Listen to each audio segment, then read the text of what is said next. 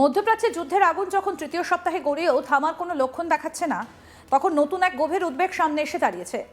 Iran, Israel এবং United states, এই তিন শক্তির সংঘাতে এখন শুধু সামরিক বা রাজনৈতিক উত্তেজনাই নয়, ঝুঁকির মুখে পড়েছে গোটা বিশ্বের জ্বালানি সরবরাহ এবং ডিজিটাল অবকাঠামো।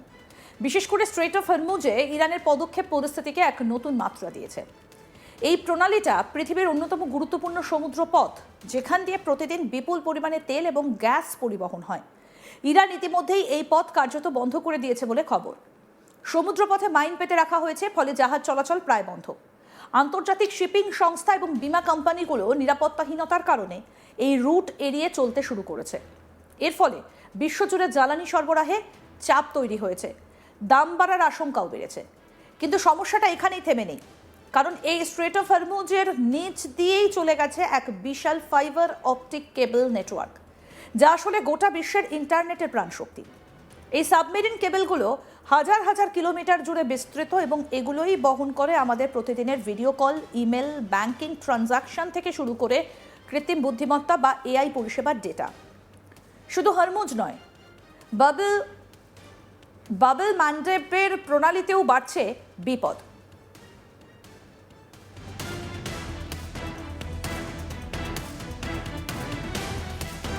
এই পথটি লোহিত সাগরের সঙ্গে যুক্ত এবং এখানেও ইরান সমর্থিত হুথি গোষ্ঠী সক্রিয় হয়ে উঠেছে। ইয়েমেন ভিত্তিক এই গোষ্ঠী ইতিমধ্যেই চলাচলকারী জাহাজগুলোকে লক্ষ্য করে হামলা চালাচ্ছে, ফলে এই রুটটাও এখন ঝুঁকিপূর্ণ হয়ে উঠেছে। অর্থাৎ বিশ্বের দুটো সবচেয়ে গুরুত্বপূর্ণ সামুদ্রিক চোখ পয়েন্ট এখন একসঙ্গে বিপদের মুখে। এই দুই পথের নিচ দিয়ে রয়েছে অন্তত 20টার মতো সাবমেরিন কেবল। রিপোর্ট অনুযায়ী লোহিত সাগরের মধ্যে দিয়ে 17টা কেবল গেছে এবং ইউরোপ, এশিয়া এবং আফ্রিকার মধ্যে ইন্টারনেট যোগাযোগের প্রধান মাধ্যম। অন্যদিকে পারস্য উপসাগরের মধ্যে থাকা কেবলগুলির মধ্যে রয়েছে AAE-1, Falcon, Gulf bridge international এবং টাটা টিজিএন গালফ, যেগুলো সরাসরি ভারতের আন্তর্জাতিক ডেটা সংযোগকে সমর্থন করে। এই প্রেক্ষাপটে বড় প্রযুক্তি সংস্থাগুলোর ভূমিকাও কিন্তু গুরুত্বপূর্ণ। অ্যামাজন, মাইক্রোসফট এবং গুগল ইতিমধ্যেই সংযুক্ত আরব আমিরশাহী এবং সৌদি আরবের মতো দেশে বিপুল বিনিয়োগ করে ডেটা সেন্টার তৈরি করেছে। তাদের লক্ষ্য ছিল এই অঞ্চলকে ভবিষ্যতের এআই হাব হিসেবে গড়ে তোলা। কিন্তু এই ডেটা সেন্টারগুলো পুরোপুরি নির্ভর করে এই সাবমেরিন কেবলগুলোর ওপর, যা এখন ঝুঁকির মুখে। সবচেয়ে বড় সমস্যা হলো, যদি এই কেবলগুলোর কোনো ক্ষতি হয় তাহলে তা মেরামত করা প্রায় অসম্ভব হয়ে পড়বে, কারণ যুদ্ধ পরিস্থিতিতে বিশেষ কেবল মেরামতকারী জাহাজগুলো ওই এলাকায় ঢুকতেই পারবে না। সমুদ্রে মাইন পাতা রয়েছে, চারদিকে সামরিক তৎপরতা। এই অবস্থায় কোনো দুর্ঘটনা ঘটলে তা ঠিক করতে সপ্তাহ নয়, মাসও লেগে যেতে পারে।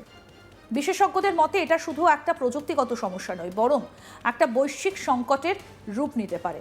কারণ এই কেবলগুলোই আমাদের আধুনিক জীবনের ভিত্তি। ব্যাংকিং ব্যবস্থা, স্টক মার্কেট, হাসপাতালের পরিষেবা, এমনকি সামরিক যোগাযোগ, সবকিছুই নির্ভর করে এই ডেটা সংযোগের ওপর। এর আগেও এরকম পরিস্থিতি দেখা গেছে। 2024 সালে হুথি গোষ্ঠীর হামলায় লোহিত সাগরের কয়েকটা কেবল ক্ষতিগ্রস্ত হয়েছিল। তখন এশিয়া এবং আফ্রিকার বিভিন্ন অঞ্চলে ইন্টারনেটের গতি হঠাৎ কমে যায় এবং সম্পূর্ণ মেরামত করতে কয়েক মাস সময় লেগেছিল, কারণ নিরাপত্তার অভাবে মেরামতকারী জাহাজগুলো এলাকায় ঢুকতে পারেনি। বর্তমান পরিস্থিতিতে ঝুঁকি আরও বেশি। ইন্টারনেট বিশ্লেষকরা সতর্ক করছেন, যদি একসঙ্গে স্ট্রেট অফ হরমুজ এবং বাবল ম্যান্ডেবের দুটোই কার্যত বন্ধ হয়ে যায়, তাহলে তা গোটা বিশ্বের জন্য এক বিরাট বিপর্যয় ডেকে আনতে পারে। ইউরোপ থেকে এশিয়ায় ডেটা যেতে তখন অনেক দীর্ঘ পথ নিতে বাধ্য হবে, ফলে গতি কমে যাবে এবং পরিষেবায় বিঘ্ন ঘটবে। এছাড়াও একটা গুরুত্বপূর্ণ বিষয় হলো, এই কেবলগুলো খুব গভীর জলে নয়, অনেক ক্ষেত্রেই অগভীর এলাকায় অবস্থিত। যেমন হরমুজ প্রণালীর সব থেকে সরু অংশে জলের গভীরতা প্রায় 200 ফুট, ফলে এগুলো আঘাতের জন্য আরও বেশি ঝুঁকিপূর্ণ। যদিও এখনও পর্যন্ত ইরান সরাসরি এই কেবলগুলিকে লক্ষ্য করে আক্রমণ করেনি, কিন্তু সম্ভাবনাটাও উড়িয়ে দেওয়া যাচ্ছে না। কারণ যুদ্ধ যখন নতুন পর্যায়ে প্রবেশ করছে, তখন তেল স্থাপনাগুলিকেও লক্ষ্যবস্তু করা হচ্ছে, তখন ডিজিটাল অবকাঠামো টার্গেট হতে পারে। এই পরিস্থিতিতে সবথেকে বেশি ক্ষতিগ্রস্ত হবে উপসাগরীয় দেশগুলো, যাদের অর্থনীতি এবং প্রযুক্তি এই কেবলগুলির ওপর নির্ভরশীল। তবে তার প্রভাব পড়বে ভারতের ওপরেও, কারণ ভারতের অনেক আন্তর্জাতিক ডেটা ট্রাফিক এই পথ দিয়ে যায়। ফলে ইন্টারনেট পরিষেবা ধীর হয়ে যেতে পারে, আন্তর্জাতিক লেনদেনেও সমস্যা দেখা দিতে পারে। সব মিলিয়ে এই যুদ্ধ এখন শুধু অস্ত্রের লড়াই নয়, এটা হয়ে উঠেছে জ্বালানি এবং তথ্য, এই দুই শক্তির ওপর নিয়ন্ত্রণের লড়াই। সমুদ্রের নিচে থাকা অদৃশ্য এই কেবলগুলোই এখন বিশ্বের ডিজিটাল জীবনরেখা, আর সেই জীবনরেখাই আজ বিপদের মুখে। এই মুহূর্তে কেবলগুলো এখনও কাজ করছে, কিন্তু পরিস্থিতি যে কোনো সময় বদলে যেতে পারে। সমুদ্রে মাইন, চলমান হামলা এবং মেরামতকারীদের অনুপস্থিতি সব মিলিয়ে ঝুঁকি এখন সর্বোচ্চ পর্যায়ে পৌঁছেছে। বিশ্ব তাই উদ্বিগ্ন, কারণ এই যুদ্ধ যদি আরও এক ধাপ এগোয় তাহলে তার প্রভাব শুধু একটা অঞ্চলে সীমাবদ্ধ থাকবে না, তা ছড়িয়ে পড়বে গোটা পৃথিবীর প্রতিটা কোণে, প্রতিটা স্ক্রিনে, প্রতিটা সংযোগে। মধ্যপ্রাচ্যের উত্তপ্ত রাজনীতির সাম্প্রতিক ঘটনা প্রবাহ নতুন মাত্রা পাচ্ছে, যেখানে ইসরায়েল এবং ইরানের মধ্যে সংঘর্ষ শুধু সামরিক দিকেই সীমাবদ্ধ নেই, বরং তা বিশ্বজুড়ে জ্বালানি এবং অর্থনীতির ওপরও প্রভাব ফেলছে। ডোনাল্ড ট্রাম্প বৃহস্পতিবার ঘোষণা করেছেন, ইসরায়েল আর ইরানের গুরুত্বপূর্ণ যৌথ পার্স গ্যাস ক্ষেত্রকে লক্ষ্য করে আর কোনো হামলা চালাবে না। তবে একই সঙ্গে তিনি ইরানকে সতর্ক করে বলেছেন, যদি তারা কাতারের শক্তি অবকাঠামোতে আক্রমণ চালায় তাহলে উত্তেজনা আরও বেড়ে যাবে এবং যুক্তরাষ্ট্র সরাসরি প্রতিক্রিয়া দেখাবে। ট্রাম্প তার পোস্টে লিখেছেন, মধ্যপ্রাচ্যে ঘটে যাওয়া ঘটনায় ক্ষুব্ধ হয়ে ইসরায়েল ইরানের সাউথ পার্স গ্যাস ফিল্ড নামক একটা প্রধান স্থাপনায় সহিংস হামলা চালিয়েছে। পুরো স্থাপনার তুলনামূলকভাবে একটা ছোট অংশে আঘাত করা হয়েছে। যুক্তরাষ্ট্র এই নির্দিষ্ট হামলা সম্পর্কে কিছুই জানত না এবং কাতার দেশটা কোনোভাবেই এর সঙ্গে জড়িত ছিল না। এমনকি এটা যে ঘটতে চলেছে সে সম্পর্কেও তাদের কোনো ধারণা ছিল না।